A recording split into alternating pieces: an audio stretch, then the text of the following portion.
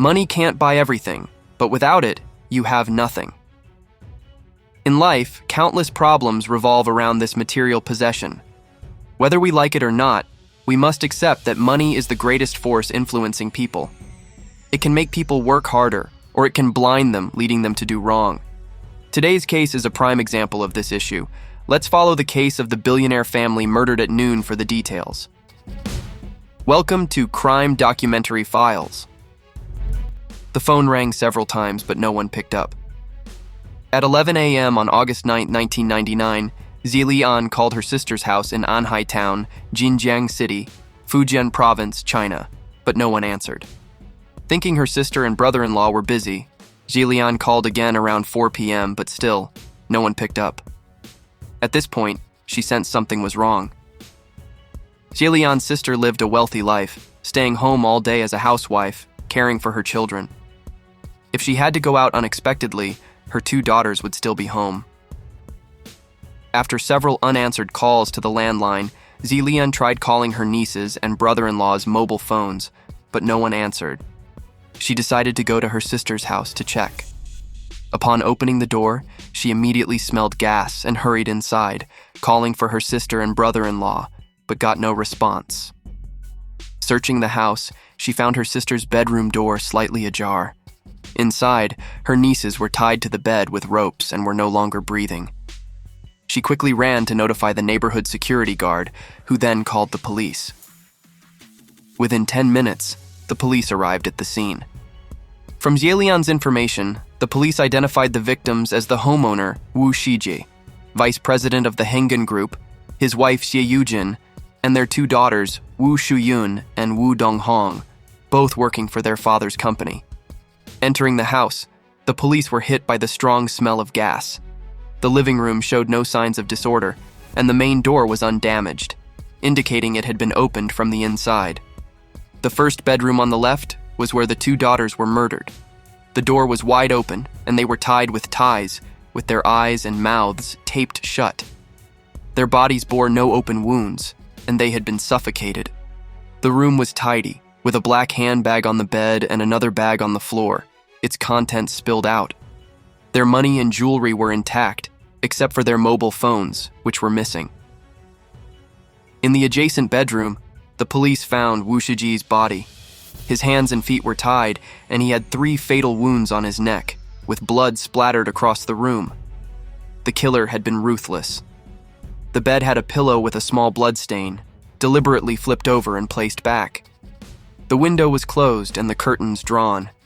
Xie Yujin was found dead in the 3rd bedroom, also bound and suffocated like the others. Near the window in her room, the police found a phone off the hook, as if she had tried to call for help but couldn't. Through investigation, the police learned that Wu Shijie had 3 children, 1 son and 2 daughters. His son, Wu Shijie, worked for Hunan, a company under the Hengan Group. But in early 1999, Wu Shijie was severely injured in a car accident and died after rescue efforts failed. The eldest daughter, Wu Shuyun, who was murdered at 27, had studied in Singapore and was responsible for external reception at the Hengan Group. The youngest daughter, Wu Donghong, graduated from Huaqiao University in Quanzhou in 1998, was beautiful, easygoing, and worked in finance at the Hengan Group. The only surviving family member was the daughter-in-law, Yang Mian, who was out on an errand and thus escaped the tragedy. Yang Mian, who was married to Wu Shijie for 3 years, had no children. She had returned to her parents' home after work before the incident occurred, narrowly avoiding disaster. The victim, Wu Shijie, was the former vice president of the Hengan Group, with assets worth hundreds of millions of yuan. Initially, the police suspected the killer was after money, but there were no clear signs of theft and not much appeared to be missing. This led them to believe the motive might be personal vendetta. Late on the night of August 9, 1999, a special task force of 60 criminal investigators was formed. The city and provincial police leaders took the case very seriously. The police station building in Anhai Town, Jinjiang City, was brightly lit. All officers in charge of the case were busy investigating this bloody and brutal murder. Based on the victim's belongings, investigators determined that 3 mobile phones and some other valuables were missing. At first glance, the crime scene appeared to be a robbery, but there were few signs of ransacking, and some cash was left in the room. So, what was the motive behind the killer's actions? The investigation proceeded, and a province-wide cooperation notice was issued. Forensic doctors estimated the victim's time of death. The first to die was Xie Yujin, around 10 a.m. Next were the 2 daughters, around 10:30 a.m. And finally, Wu Shijie, around 12:30 p.m. The time of Wu Shijie's death was over 2 hours after Xie Yujin's. If the killer came for money, he could have taken it after killing Xie Yujin. Why did he stay to kill the entire family before leaving? Once again, the police were certain the motive was not robbery. Wu Shijie's house was located in the Hengan Group's company dormitory, where all the company's management staff lived. The incident happened at noon, and some neighbors in the residential area were having lunch, but no one heard any commotion from Wu Shijie's apartment on the 5th floor. Coincidentally, the Hengan Group's chairman, who lived on the 4th floor, was out with his family that day, and the 6th floor was under renovation and unoccupied. 2 suspicious points were raised by some police officers. First, the victim's family lived in the Hengan Group's residential area, and the main door of Wu Shijie's house showed no signs of forced entry. This implied that the perpetrator might have been someone familiar to the homeowner, or at least someone the homeowner trusted enough to let inside. Second, some speculated that the daughter-in-law, Yang Mianmian, might be involved in the crime. Although not much property was stolen from the house, the killer might have been after the family's substantial fortune. Yang Mianmian couldn't inherit the entire estate if only Wu Shijie was dead, but if the entire family was gone, the vast fortune would belong to her. Based on these suspicions, Yang Mianmian became the first suspect. The police then investigated Yang Mianmian's activities that day. It was found that she had returned to her parents' home the night before the incident. The next day, she stayed at her office all day, never leaving for more than 15 minutes, and her company was quite far from the house, making it unlikely that she was the perpetrator. Meanwhile, another police team investigated the Hengan Group's employees. According to the investigation, Wu Shijie's family was known to be friendly and kind to relatives and colleagues, with no known conflicts. Since they worked at the same company, the 2 daughters usually went home with their father, but on the day of the incident, they went home earlier because their father was busy. During the investigation, the company director provided a new lead. Wu Shijie had recently been visiting the Anping Hotel to meet a woman. Based on information provided by the Hengan Group's executive director, the police immediately identified the woman as Tang Min from Jinjiang City, Hubei Province. Their investigation revealed that Tang Min had business dealings with the Hengan Group a few years ago. She had been living in Guangdong but recently appeared in Jinjiang for unclear reasons and checked into the Anping Hotel a few days before the incident. Coincidentally, Tang Min had been staying at the Anping Hotel until the day of the incident, when she mysteriously disappeared in the afternoon. The police promptly summoned Tang Min. She seemed confused and unaware of the situation when she saw the police. They informed her about the Wu Shijie family's murder, which shocked her. Tang Min explained that she had known Wu Shijie for a long time and that he had helped her many times as a boss. She was very grateful to him. She had come to Jinjiang to seek his help in establishing a beauty salon. Tang Min added, "I met him on the 8th and left Anhai on the morning of the 9th. I had arranged to meet him at a coffee shop on the afternoon of the 9th, but when I called him that afternoon, no one answered." After the police investigation, Tang Min was cleared of any involvement in the case. In mid-August 1999, the police publicly announced a reward of 200,000 yuan, around $30,000, for any leads from the public. The substantial reward garnered significant attention, resulting in numerous calls to the police within a short period. A few days later, a man rushed to the task force to report something. On the night of August 11th, I overheard 3 villagers talking about making a big score in Anhai. These 3 villagers, who had always been idle and so poor that they struggled to eat, suddenly became wealthy. Hearing this, the police immediately began investigating the three individuals and found an amount of money in the suspects' homes that matched the scene of the crime.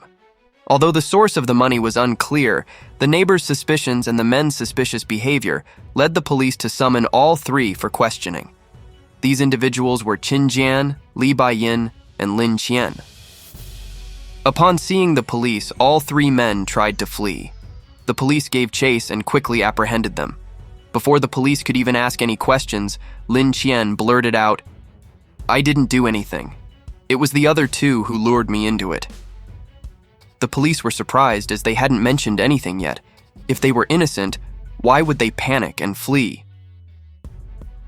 During the interrogation, the police finally mentioned the Wu family case.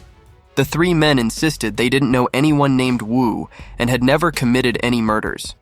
They explained that their recent behavior stemmed from financial desperation, leading them to form a gang that extorted and occasionally stole vehicles from Jinjiang residents. On August 9th, when the murder occurred, the three were threatening and extorting money from a fellow Jinjiang native, making it impossible for them to have committed the crime. After verifying their alibi with the fellow native, the police confirmed their story. Despite their criminal activities, the three men were detained and further investigated. The case saw no progress for a month, affecting Hengan's stock stability, prompting the board to offer a $1,000 reward for any leads. A few months later, on December 26, 1999, Wu Shijie's daughter-in-law, Yang Mianmian, received a phone call from a man in Xiamen. He claimed he had been hired to commit the murders and that his employer was now planning to kill him to cover up the crime. He told Yang Mianmian that if she was willing to pay $1,000, he would turn himself in along with her to the police. Without giving her a chance to respond, the man said he would call back the next day. Initially, Yang Mianmian was skeptical, as many people had been bothering her for months due to the reward. After some thought, Yang Mianmian decided to inform the police about the call. The following day, December 27, 1999, the victim's family received another call from the same man. By tracking and tracing the phone number, the police discovered that the call came from a public phone in Xiamen. Upon investigating all public phones in the area, they found that 2 calls were made during that time frame. The first call was to Wu Shijie's daughter-in-law, Yang Mianmian. The second call was to Wu Shijie. But why was Wu Shijie involved in this case? He had been dead for some time. The police began questioning why someone would call a deceased person, or if the caller was unaware that Wu Shijie had died. Either way, the police were certain that this person knew the Wu family. After further investigation, the police identified the caller as Wu Hongke. Surprisingly, Wu Hongke was from the same village as Wu Shijie and had been a primary school classmate of Wu Shijie. His home was less than 100 meters from the Wu family's home in Lingshui Village, Anhai Town. The police immediately went to Lingshui Village, Anhai Town, that night and learned from his family that Wu Hongke had left home 3 months earlier. They had not been in contact with him and did not know his whereabouts. Before leaving, he had told his family that he was going out to do business. Although they did not find their target, the investigators searched his home and successfully extracted Wu Hongke's fingerprints. After careful identification by technicians, the police confirmed that Wu Hongke's fingerprints matched 99% with those found at the crime scene. The investigation into Wu Hongke's social connections revealed that he had been in contact with Wu Yang from Shenzhen multiple times. The police immediately split into 2 teams. One rushed to Shenzhen to find Wu Yang, while the other focused on analyzing Wu Hongke's social connections and attempting to locate him. When they met Wu Yang, he claimed not to know the suspect, but mentioned that his sister was very close to him. However, his sister had returned to their hometown in Sichuan, and Wu Yang asked the police to come back later when she returned. Wu Yang's attitude was highly suspicious as he repeatedly tried to dismiss the police.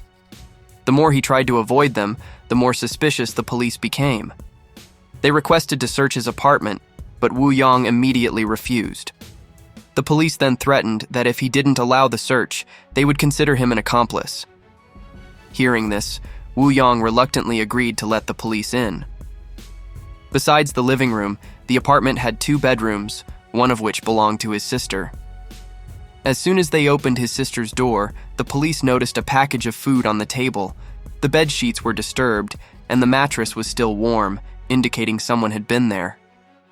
Realizing she couldn't hide any longer, Wu Yong's sister came out of the closet. She was the woman Wu Hongke had been frequently contacting. According to her, she hadn't seen him in a long time. However, when the police checked her phone messages, they found numerous messages from unknown numbers. She claimed she hadn't met him recently, but he had been texting her, asking to stay with her for a few days. She had refused, but he continued to text her from different numbers. When asked why they were avoiding the police, Wu Yong said he was unaware of his sister's connection to Wu Hongke. After hearing her story about his persistent requests, despite her refusals, Wu Yong had told his sister to be wary of him. When the police unexpectedly came to investigate Wu Hongke's whereabouts, they were frightened and didn't want to get involved. The police then collected information on the unknown numbers that had texted the sister. Tracking these numbers, they finally apprehended Wu Hongke hiding in Shijiazhuang on January 18, 2000. Wu Hongke, born in 1971, was from the same village as Wu Shijie. He was the eldest of 4 children, with 3 younger sisters. He got married in 1993 and had a daughter. Wu Hongke had a violent nature, never read books, and enjoyed drinking, gambling, and fighting. After graduating at 15, he worked for 8 years in an auto parts factory owned by his uncle. At 23, he returned to his hometown to start a family. With the support of his father-in-law, he bought some machinery and opened a small auto parts processing plant, making some money. His lifestyle changed, and he began frequenting high-end places like restaurants, nightclubs, and bars. However, his good times didn't last long. Within a year, his small business could no longer support the lavish lifestyle he desired. He sold some of his machinery to make ends meet, but business declined further, and he eventually sold everything. From a business owner, he became a drifter. His drinking worsened, and he began violently abusing his wife and daughter. At this point, he remembered his primary school friend Wu Shijie and his wealthy family. He planned to borrow money, but was prepared to eliminate them if they refused. On the morning of August 9, 1999, he concealed a knife and tape on himself and posed as a plastic sales representative to visit their home. Wu Shijie's wife, Xie Yujin, recognized him as a fellow villager and a friend of her late son, so she let him in without suspicion. Once inside, Wu Hongke explained his connection to her son and asked for a loan. When Xie Yujin refused his unreasonable request, he argued with her. She asked him to leave and moved to the window to call security. Wu Hongke then attacked her, strangling her until she stopped breathing, and tied her up to stage a robbery. After the murder, Wu Hongke searched for cash and accidentally encountered Shuyun and Wu Donghong, who had just returned home and were unaware of their mother's fate. He broke into their room, threatened them with a knife, and tied them up using ties. He closed the windows, drew the curtains, and strangled both sisters to death. Having committed the murders, Wu Hongke felt he needed to find some money to justify his crime. He searched the house methodically, which explained why the police found no signs of a hasty ransacking. After finding over 6,000 wen in cash, he was about to flee when he heard the front door open. Startled, he hid behind the door and drew his knife when he saw someone enter. The person was none other than Wu Shijie. He forced Wu Shijie into the bedroom and tied him up. Recognizing Wu Hongke, Wu Shijie offered him any amount of money he wanted, hoping to avoid further violence. However, having already murdered 3 people, Wu Hongke knew there was no turning back and had no intention of sparing Wu Shijie. Wu Hongke first tried to smother him with a quilt, but when Wu Shijie struggled fiercely, he stabbed him in the neck 3 times, killing him. After committing the murders, Wu Hongke took a gold necklace from Wu Shijie's body and fled to Lingshui village with the stolen money. Before leaving, he cut the gas line, fearing anyone might still be alive. After committing the crime, Wu Hongke used the stolen money for gambling and partying, quickly spending it all. When he heard that the Hengan Group had offered a $1 million reward for information on the perpetrator, his greed and desperation led him to call the Wu family's daughter-in-law, Yang Mian, pretending to have information in hopes of claiming the reward. Wu Hongke confessed that during his time hiding in the village, he was plagued by nightmares. He often dreamt of the Wu family standing by his bed, staring at him, or of the police bursting in to arrest him. Unable to bear it any longer, he left home. Wu Hongke explained that he only felt safe in crowded places, spending nights in dormitories with colleagues or staying with acquaintances to get some sleep. Because Wu Hongke committed the crime alone and left few clues at the scene, the case took a long time to solve. On December 20th, 2002, the Quanzhou Intermediate People's Court found Wu Hongke guilty of intentional homicide and robbery, sentencing him to death. After the first trial, Wu Hongke appealed, arguing that the details in the first trial were unclear and that the death penalty could lead to a wrongful conviction. After a second trial lasting 9 months, the Provincial High People's Court concluded that the evidence proved Wu Hongke acted alone. Firstly, the 4 victims were all tied up, with their mouths taped shut, showing consistent methods and details.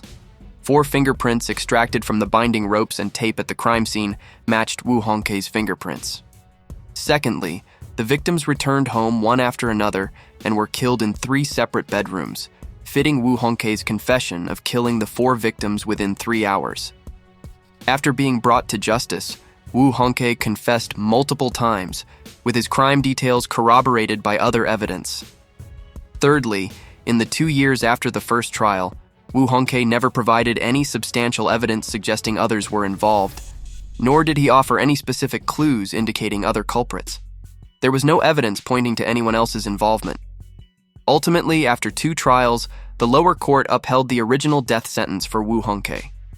The Special Task Force traveled over 40,000 kilometers across 16 provinces and cities and 36 counties, interviewing more than 10,000 people and investigating nearly 1,000 leads. Solving this brutal massacre was an enormous effort. Besides the savage nature of the crime, why did the vice president's murder captivate so much media attention? Let's explore who Wu Shijie was. Wu Shijie was one of the founding members of the Hengan Group. Before his murder, he owned over 24 million shares of the company, valued at over 70 million Hong Kong dollars. Born in 1948 in a farming family in Lingshui village, Fujian Province, Wu Shijie had to help care for his 3 siblings from a young age. As he grew up, Wu Shijie worked in various jobs such as mountain clearing and fertilizer hauling. The hardships he endured in his rural home shaped his hardworking nature and resilience. In 1985, he co-founded the Hengan Industrial Company with Xu Wenbao, Xu Lianji, and others, serving as the general manager. To develop the company, he traveled nationwide to promote their products, overcoming numerous challenges to establish a sales market. In December 1998, the company successfully listed in Hong Kong, boasting 8 subsidiaries.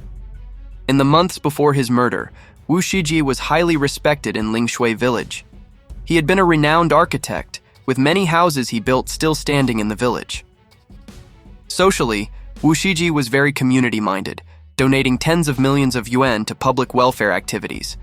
His family also donated 10 million yuan to the local charity federation, establishing a family charity fund. Given Wu Shijie's influence, his tragic murder drew intense media attention, adding pressure on the police. Money can lure people into the trap of crime, but it is essential to remember that money is just a material possession. It can be used in life, but it cannot be taken beyond death. Do not lose yourself over it. Thank you for watching today's video. Share your thoughts in the comments below. Goodbye, and see you next time.